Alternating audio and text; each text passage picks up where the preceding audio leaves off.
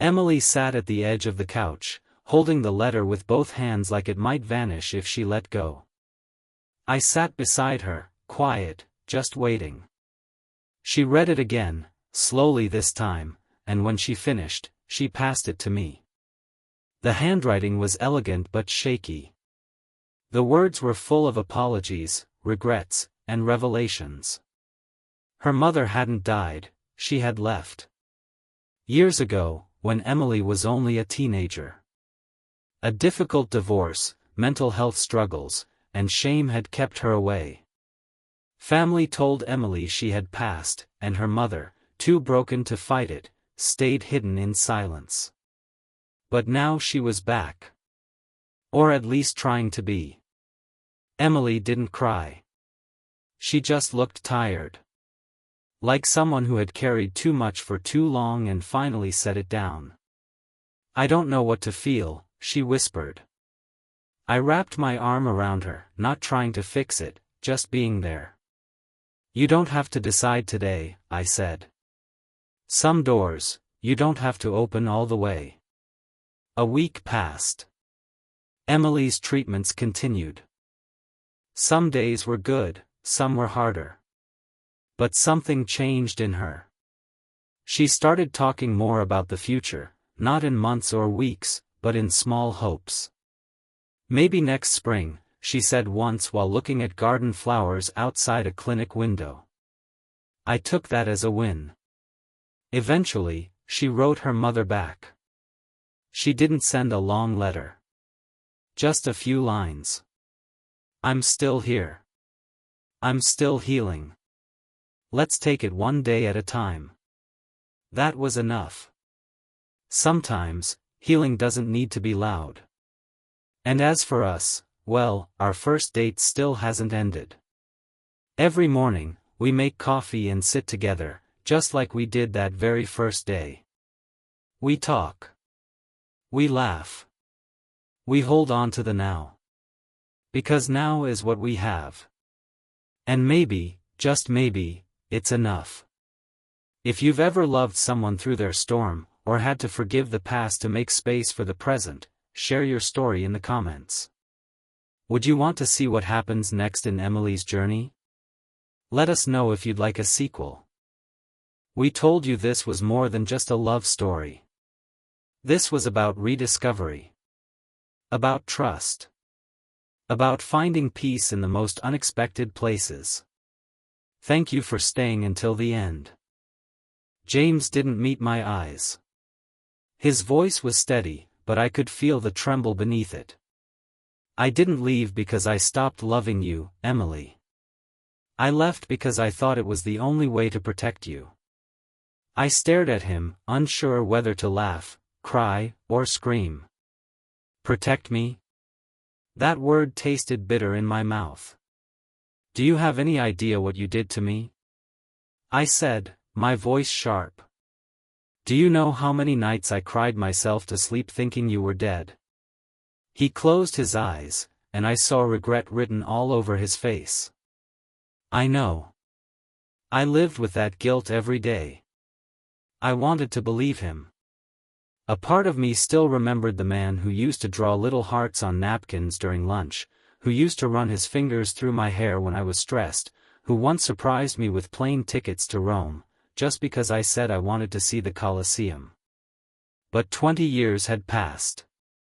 And no explanation, no matter how tragic, could erase the pain of abandonment. I looked down at the letter again, the one that had brought us to this moment. "Then tell me. Tell me why." He hesitated. "It was my father," he said finally. "You remember he was sick?" I nodded. His father had been battling an aggressive form of cancer back then. "What you didn't know, is that he wasn't just sick. He was dying. Fast. But he had a secret too. He owed money to people, dangerous people. The kind that doesn't just ask nicely. I found out after he collapsed one night and someone showed up at the hospital demanding payment. They threatened you, Emily." I felt my breath hitch. I was going to tell you everything, he continued, but when I saw one of them parked outside your apartment, I panicked. I thought the only way to keep you safe was to disappear. The park was quiet except for the rustle of leaves and the distant sound of children playing. But inside me, everything was chaos. He had vanished because he believed he was protecting me. But 20 years of silence? No message? No anonymous postcard even? Why didn't you reach out after it was over? I asked, softer this time. He swallowed hard. Because by the time it was safe, I thought it was too late. I didn't know how to face you. And then I saw your wedding announcement in the paper. You looked happy. I couldn't ruin that. I felt the blood drain from my face. You saw it? You were here? He nodded. I never really left. I moved states away for a while, but I came back. I kept an eye from a distance. When you had your son, I drove by the hospital. My stomach turned. All this time, he'd been watching. Not out of malice, but guilt and love. That's not love, James, I said, tears threatening. That's fear. You let fear choose for both of us. He leaned forward, elbows on knees. I don't expect forgiveness. I just needed you to know the truth. I'm not proud of any of it. I lost everything too. I sat silently, emotions warring inside me. A part of me wanted to walk away. Another part wanted to scream at him for robbing me of the life we could have had. And yet, there was this strange ache, a crack in the wall I'd spent decades building. So why now? I asked.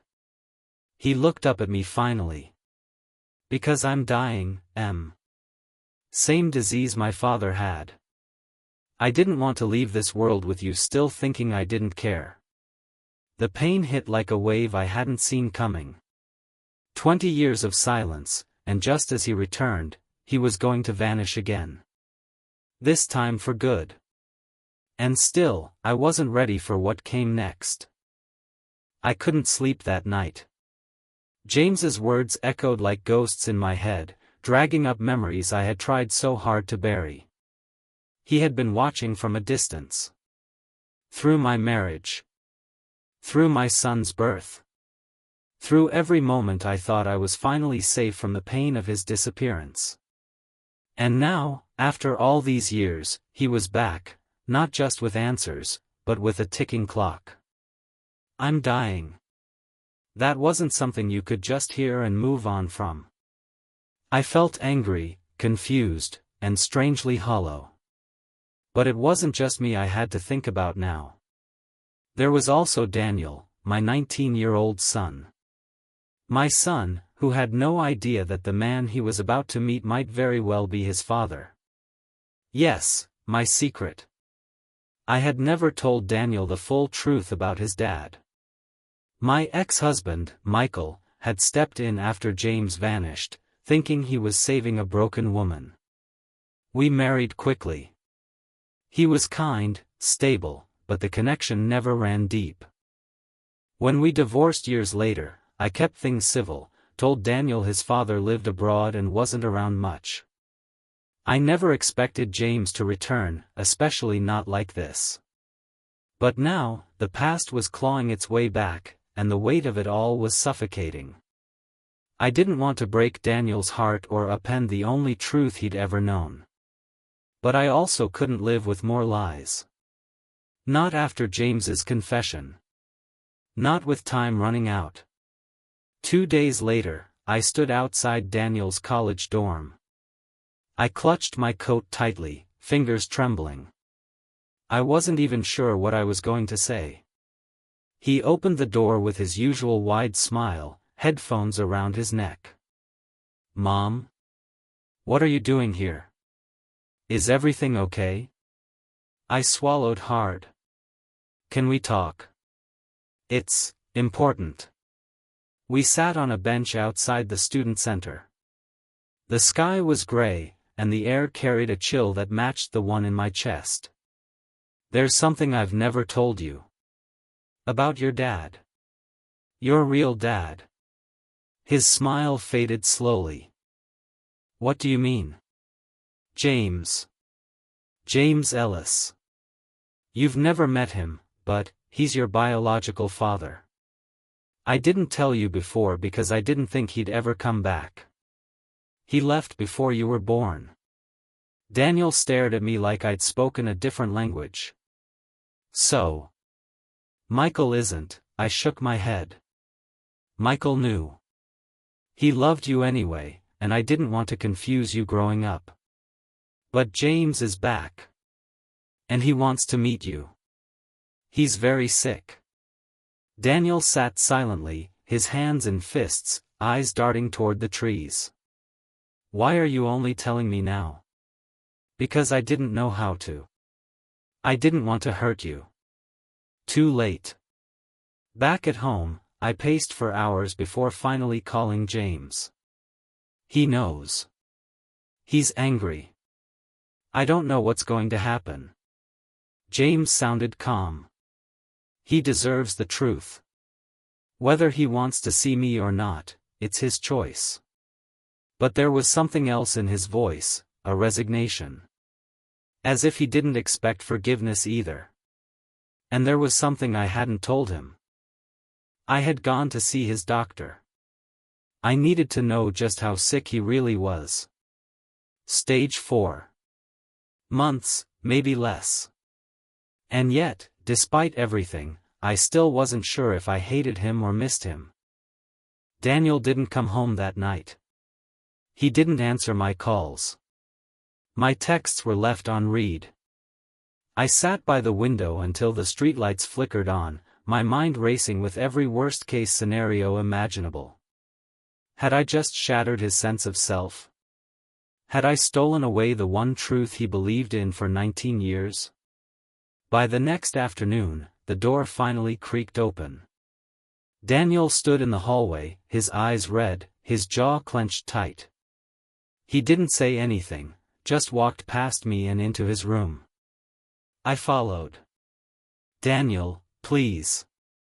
I know this is hard." "No. You don't." His voice was razor sharp. "You don't know what it's like to feel like a stranger in your own life." I looked up to Michael. I mourned him when he passed. I thought I knew who I was. I stepped closer. "And you still do. That doesn't change." "Doesn't it?" he said, his voice cracking. "Because everything feels like a lie now. Did you ever plan to tell me? Or were you just going to let him die without me knowing?" My breath caught. I didn't know what the right time was. But when he told me he was sick, I couldn't keep it from you anymore. He shook his head, running both hands through his hair. "You let me build my whole life on something false. I didn't want to break your heart." "Too late," he muttered. Then, after a long silence, he asked the question I had been dreading. "Does he even want to know me, or is this just about dying with a clean conscience?" I froze. Because I honestly wasn't sure. And that terrified me. That night, James called. His voice was weaker than before.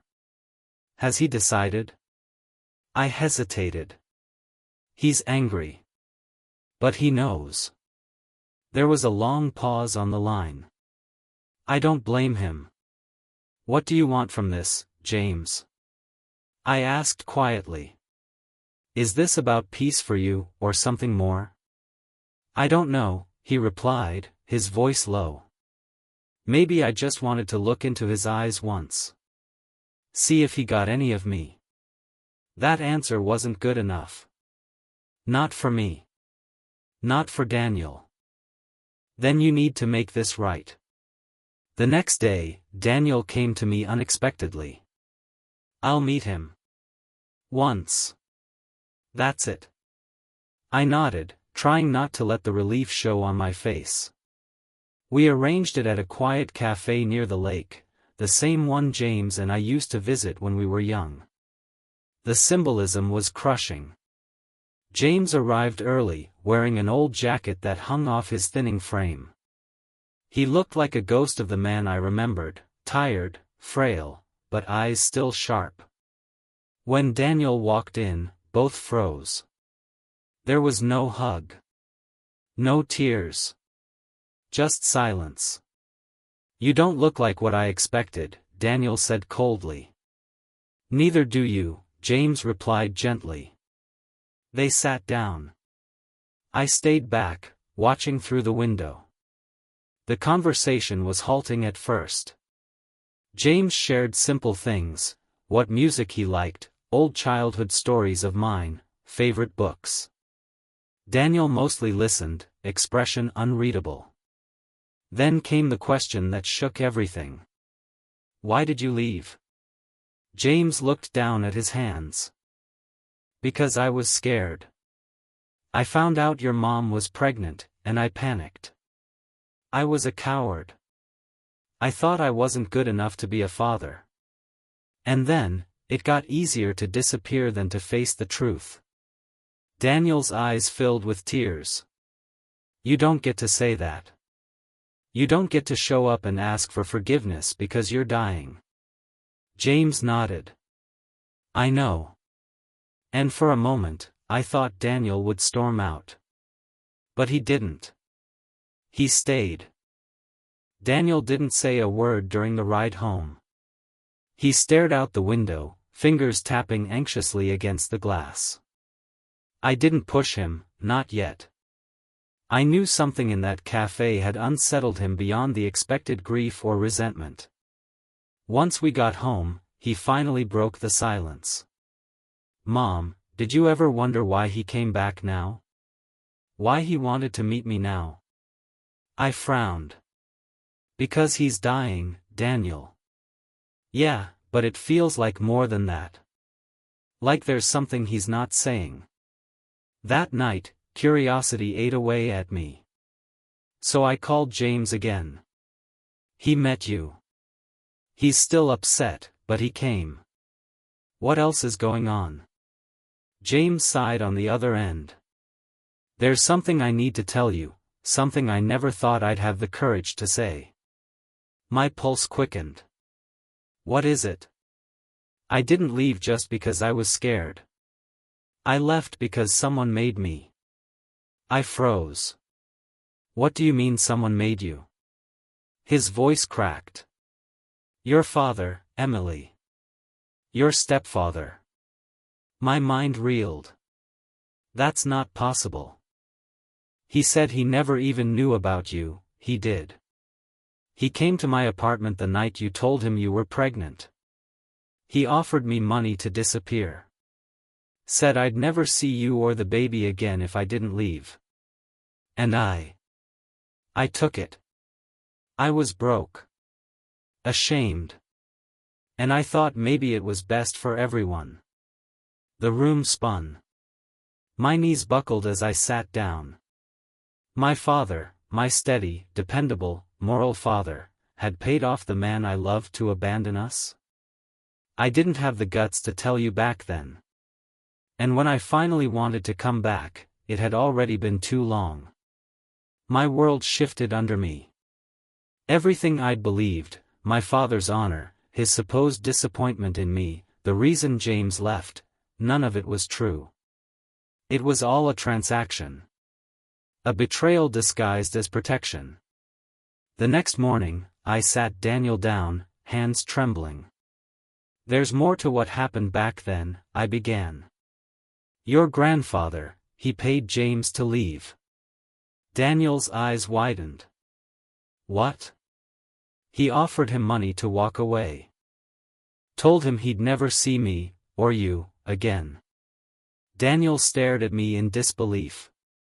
"Grandpa did that?" I nodded, feeling the weight of it settle between us. James didn't abandon us because he didn't love us. He did it because he thought it was the only way to protect us. Or maybe to protect himself. Daniel stood, pacing the room. Why would Grandpa do that? He loved me. He helped raise me. He thought he was doing what was best. He didn't trust James. Maybe he thought he was saving me from heartache. But he caused the heartache, Daniel snapped. He robbed me of a father. I didn't try to defend it. There was no excuse for what my father had done. He'd made a choice, and we'd all been paying the price for 2 decades. Daniel was shaking now. Did he ever admit it? No, I said quietly. He took it to the grave. Silence fell between us, thick with rage and confusion. I don't know what to feel anymore, Daniel whispered. I hated James. I thought he left me. But he was pushed. I know, I said, pulling him close. I know it's a lot. But the truth is out now. You deserve to know where you came from, all of it. Later that evening, Daniel surprised me again. I want to see him. One more time. Are you sure? Yeah. Not because I forgive him yet, but because I need answers. We called James. He agreed immediately. And as I hung up, I realized this wasn't just about forgiveness, it was about understanding, reclaiming the pieces of a story that had been buried under silence and fear. Daniel stood at the doorway of the hospice room, frozen. James, now pale and thinner than before, looked up from the hospital bed. Their eyes met, and for a moment, neither spoke. I stood just behind Daniel, giving him space, watching this moment between father and son finally arrive. You came back, James said, voice hoarse. Daniel nodded. I had questions. But now I think I have more answers than I ever expected. James attempted a weak smile. I know I don't deserve it, but thank you for coming. You don't, Daniel said bluntly, but there was no venom in his tone, just pain. But I think I finally understand. James motioned for him to come closer. Slowly, Daniel approached, pulling up a chair beside the bed. Why didn't you ever fight for me? Daniel's voice cracked. Even after he paid you off.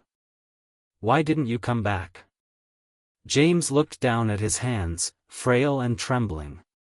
Because by the time I realized what I'd lost, I believed I'd already caused too much damage. I thought staying away was the least painful thing I could do. But I was wrong. Every day, I regretted it. You could have written anything. I did, James whispered. I wrote dozens of letters. I never had the courage to send them. I inhaled sharply. You wrote? He looked at me, guilt etched into every line of his face. There in the box beside the bed. Every word I couldn't say out loud. Daniel turned, opened the box, and began to sift through the faded envelopes. Dozens of them. Each labeled by year. To Daniel. To Emily. To the family I lost. Daniel blinked rapidly, his breath shaking. I spent years thinking I wasn't enough for you, he whispered. That you just didn't care. I did care, James said, voice cracking. But I let fear decide for me. And it stole my life from me. Tears began to fall down Daniel's cheeks. He didn't wipe them away. He simply leaned back and stared at the man who had haunted his past, seeing now the shattered human being behind the myth of abandonment. Do you want to read one? James asked, barely audible. Daniel hesitated. Then he opened one and began to read aloud. The room filled with the sound of words finally released after 20 years of silence. Dear Daniel, I saw your photo today. Emily sent it through a friend. You were 5. You had your mom's eyes. I cried. I don't know what to do with this ache. But I hope someday you'll understand why I disappeared. And maybe forgive me. Maybe. When he finished, Daniel didn't say anything. Instead, he reached forward, and placed his hand on James's. James's eyes filled instantly. That's more than I ever expected. Daniel's voice broke. This doesn't fix everything. But it's something. Later, as we left the hospice, Daniel turned to me under the warm evening sky. I don't know if I'll ever be okay with what happened. But I'm glad I saw him. I nodded. You deserve that truth. We both did. I think I want to visit again. Really? Yeah. I need to know more. And maybe he needs someone before he goes. I looked at my son, my strong, wounded, open-hearted son, and I felt a pride that swallowed the grief whole. The cycle of silence had ended with him. We had broken it together. That night, I sat down alone and opened one of the letters addressed to me. James's handwriting was faded but familiar. Emily, I never stopped loving you. I just stopped believing I deserved you. I cried, not for lost time, but for the healing that had finally begun. James passed away quietly 3 weeks later. No dramatic last words, no cinematic goodbyes, just peace. Daniel had been there, holding his hand, reading him one last letter out loud. I remember standing outside the room as it happened. My heart was full, not with grief alone, but with gratitude. We got closure. Real closure. Something so many never get. After the funeral, Daniel and I sat at the kitchen table surrounded by the box of letters James had written but never sent. He wanted to go through each one. Not to relive the pain, but to finally understand the man who had left so much behind. He was broken, Daniel said quietly, holding a yellowed envelope. But I think he did love us. I know he did, I replied. But love without action, it's just words. That's the part that hurt the most. Daniel nodded. I think I've carried his silence for so long, it became a part of me. But now I want to let that go. And he did. Letter by letter, Daniel started to forgive. Not forget, but forgive. I watched him change in front of my eyes, like a wound healing from the inside out. He began talking more about his feelings, even going to therapy. He wasn't angry anymore. He was growing. A few months later, he told me he wanted to go back to school and become a counselor. I want to help kids who've been through stuff like me, he said. If I can stop one kid from carrying years of silence, it'll be worth it. I hugged him so tight that day, tears streaming down my face. Not because I was sad, but because I was proud. Through everything, he chose empathy over bitterness. He chose to break the cycle. As for me, I finally stopped blaming myself. For years, I wondered if I could have done something differently, if I could have fought harder. But I realized, you can't force someone to stay. You can only love, and hope they choose to stay. Now, James's memory lives in the letters, in the lessons, and in the healing he unintentionally set in motion. And in that strange way life sometimes works, his absence taught us more than his presence ever did.